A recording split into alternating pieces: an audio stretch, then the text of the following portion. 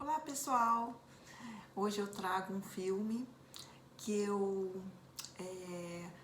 levei na época para uma disciplina que eu ministrei no mestrado e no doutorado lá no UNB, que era uma disciplina chamada Psicanálise e Cinema, que deu origem inclusive ao blog, que eu tenho um blog que começou durante essa disciplina do mestrado e aí eu mantive até hoje esse blog. Para quem se interessar, depois eu vou deixar aí também esse blog, que ele também tem vários filmes, várias análises de filmes, só que aí são análises escritas, que pode ser interessante para quem gosta de um bom filme, de cinema, né, e de psicanálise, que essa comunhão para mim é perfeita. Bom, eu trago um filme que, como eu disse, eu já tinha falado sobre esse filme em sala de aula com os meus alunos na época da graduação da psicologia, para ilustrar um pouco da neurose obsessiva, porque a neurose obsessiva também é muito peculiar e apresenta, né, sintomas muito característicos da neurose. E esse filme, ele cai como uma luva para a gente entender um pouco o que é a neurose obsessiva. Claro que a gente não quer aqui estereotipar nenhum tipo de neurose, não é essa a minha intenção, é só uma forma de estudar, no caso, né, um tipo de neurose e poder vê-la melhor com um excelente exemplo no cinema, que foi esse caso de Um Conto Chinês,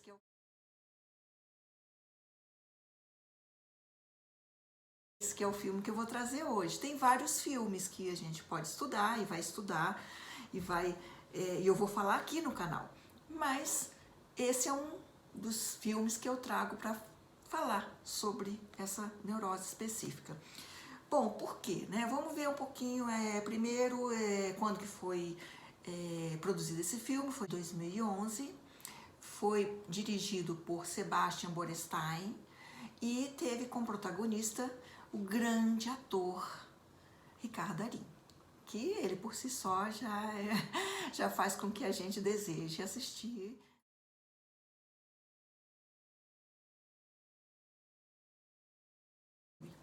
Porque ele realmente é um ator primoroso. E nesse filme,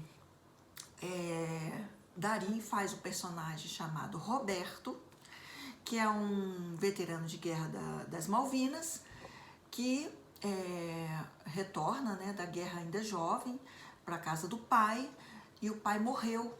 E ele volta para casa e fica nessa casa muito solitário, tem provavelmente, né, tem uma aposentadoria e complementa essa aposentadoria vendendo parafusos, objetos assim, né, de ferramenta, numa parte da casa dele. Então ele tem esse pequeno negócio, né, que ele sustenta ali, e só talvez até para complementar ou então para assim, interagir um pouquinho com o outro, que a gente vai falar mais sobre esse personagem que tem uma dificuldade muito grande, né, de interação e de fazer laço social com o outro. E eu acho que essa pequena venda dele, né, lá esse lugarzinho lá que ele vende esse material mais de ferramentas e tudo, eu acho que facilita um pouco ele ter essa interação com o outro.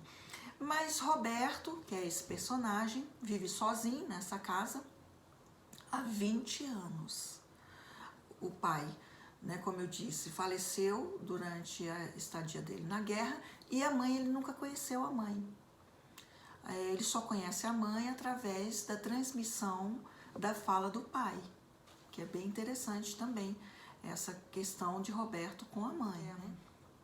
Então, Roberto, um dia, ele acaba indo num local e vê que tem um chinês, né? Ele vai fazer um passeio, enfim, ele encontra um chinês na rua e vê que esse chinês está sozinho, não tem para onde ir, não sabe falar espanhol, não acaba ajudando esse chinês, né, e levando-o para casa, né. O chinês tem um contratempo dentro de vários que ele vai ter no filme, mas esse é o primeiro deles, na rua, sozinho, sem falar línguas, não consegue encontrar o parente que ele foi buscar lá em Buenos Aires, né? Então ele acaba e ele vai parar na polícia, o chinês, e o Roberto fica com raiva do tratamento que a polícia dá para essa pessoa, né, que está precisando de ajuda, e acaba até se indispondo com o policial e levando esse chinês para a casa dele para dar um apoio, né, pelo menos momentâneo para ele. O nome desse chinês é Jun.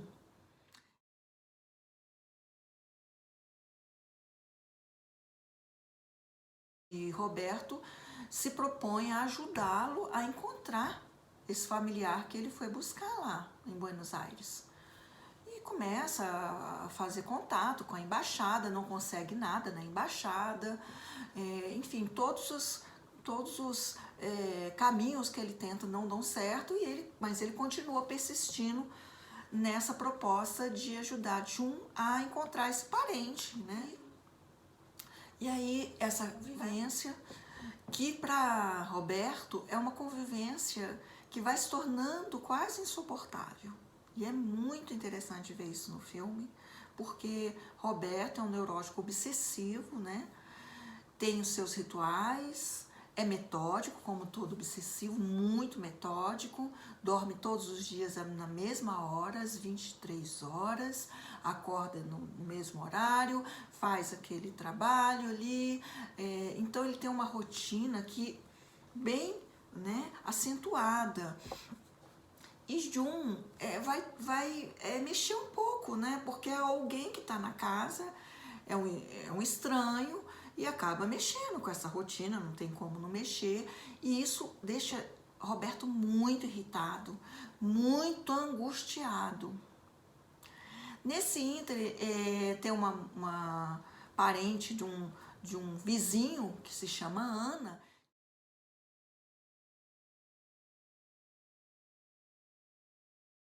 joga um charme, e Roberto não tem muita coragem de investir, né? Então a gente vai ver outra questão do obsessivo, porque Roberto tem muitas fantasias, mas a ação não acontece. Então é bem a questão da impossibilidade, né, do obsessivo. O obsessivo tem uma tendência a sempre ficar naquela atração pelo impossível, né, e não realizar o desejo dele. Então, Roberto cai nesse lugar, claro, né, da neurose dele, e ele não consegue se aproximar da Ana, né? E o Jun continua morando lá e ele fica cada dia mais irritado com o Jun. Muitas questões são importantes serem trazidas aqui na análise desse filme. A primeira delas, na época eu pensei muito sobre isso, se a dificuldade da comunicação, porque eles não se comunicam praticamente, né? Porque eles não falam nenhuma língua, então eles minimamente a comunicação acontece. Mas será que se a comunicação fluísse, Roberto ia dar conta? Né? Se Roberto já ficou tão incomodado com uma pessoa que nem fala, que está na casa dele, imagina se ele falasse, né? E vocês vão ver no filme por que ele vai para a Argentina, por que ele decide para a Argentina, e ele vem de uma situação muito traumática na China e talvez também não tivesse preparado para uma comunicação também fluida com o outro, né? Por causa do trauma, por causa do momento que ele está vivendo. Então aquilo ali funciona, é muito estranho, mas a gente vai vendo que tem um funcionamento inconsciente para os dois, aquela relação. Para o Roberto, porque balança toda a estrutura dele, né, de conforto, de zona de conforto. Então, Roberto sai daquela rotina dele, sai, né, um pouco daquela obsessão dele, um pouco, porque a gente sabe, né, que a obsessão é uma defesa, né, gente? As neuroses são defesas construídas, né, pelo sujeito. Então ele balança um pouco na obsessão dele, porque ele não tem tanto, né, organização como ele tinha anteriormente, a chegada de Jun. Por outro lado, o Jun vai humanizando um pouco o Roberto. Roberto tem um comportamento assim até meio mecânico, né? Meio robótico, meio muito repetitivo. E o Jun vai deixando o Roberto mais humano, o Roberto mais até, digamos, até um pouco mais subjetivo, né? Porque ele tem tempo para pensar, ele acaba sendo convocado por essa presença do outro, ele perde um pouco o controle, a obsessão é em função, né, de a gente ter um controle, ele vai perdendo um pouco desse controle, isso também, por isso que ele fica muito angustiado, mas isso vai fazendo muito bem para Roberto. E no decorrer do filme, ele acaba em algum momento, ele expulsa o Jun de casa, mas ele fica muito, porque ele fica aborrecido com um acidente que acontece na casa dele, ele fica com muita raiva do Jun e expulsa ele de casa.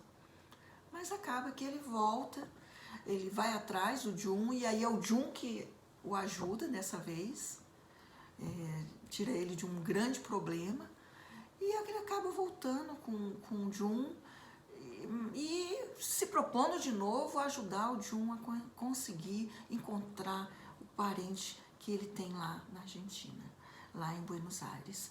E a gente vai ver que o Roberto, ele tem um hábito de estar sempre recortando tragédias do jornal.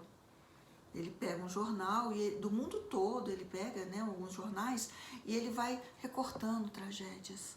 É meio que um gozo dele, sabe?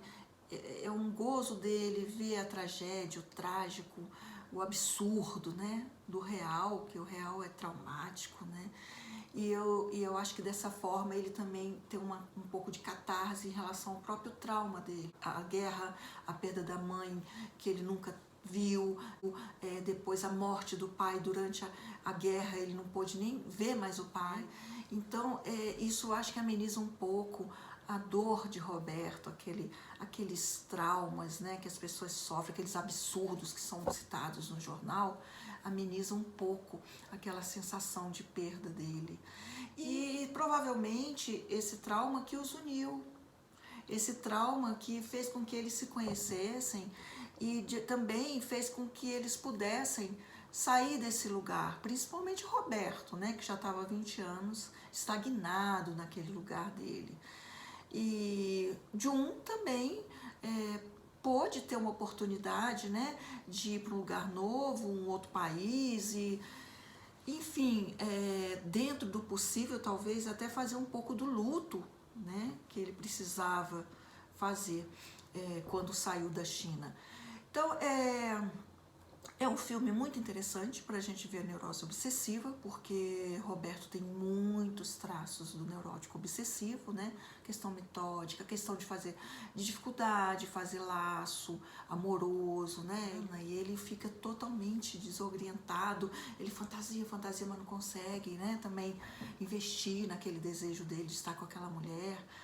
Então, assim, essa chegada desse desconhecido, que não fala a língua, que é um estranho, faz com que Roberto saia desse lugar dele, estagnado, né, da neurose, da defesa contra o outro, contra o mundo, contra o trauma, e possa se arriscar um pouco e viver a vida. Ele não vivia a vida.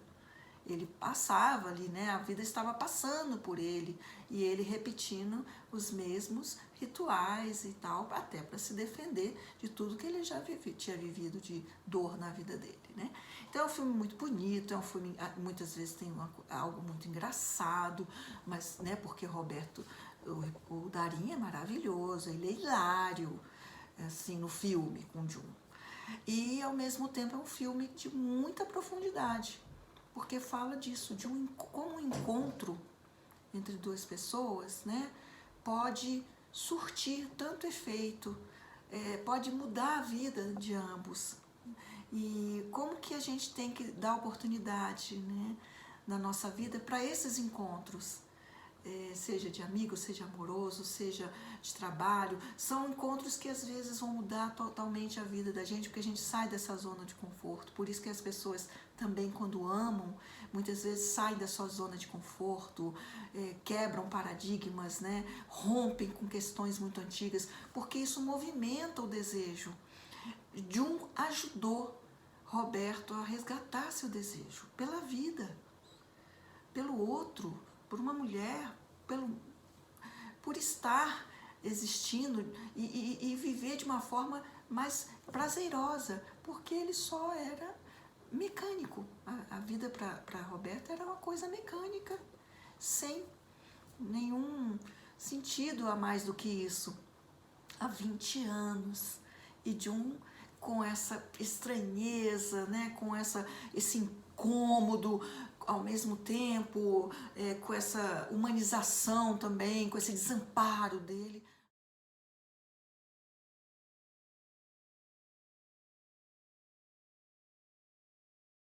Leva Roberto a sair, né? Sair um pouco de si e ver o outro. E aí, vendo o outro, ele se viu. E aí, vendo o outro, ele vai resgatar muita coisa dele, inclusive o seu próprio desejo. Seu desejo estava amortecido, né? Completamente amortecido ou maquiado pela impossibilidade, que é algo muito próprio do neurótico obsessivo. Eu vou falar outros filmes que são muito interessantes para a gente ver a dinâmica do neurótico obsessivo, mas esse eu acho que é assim muito, muito bom para quem quer entender como que ele funciona, né? Como que é difícil para o obsessivo sustentar seu desejo, né?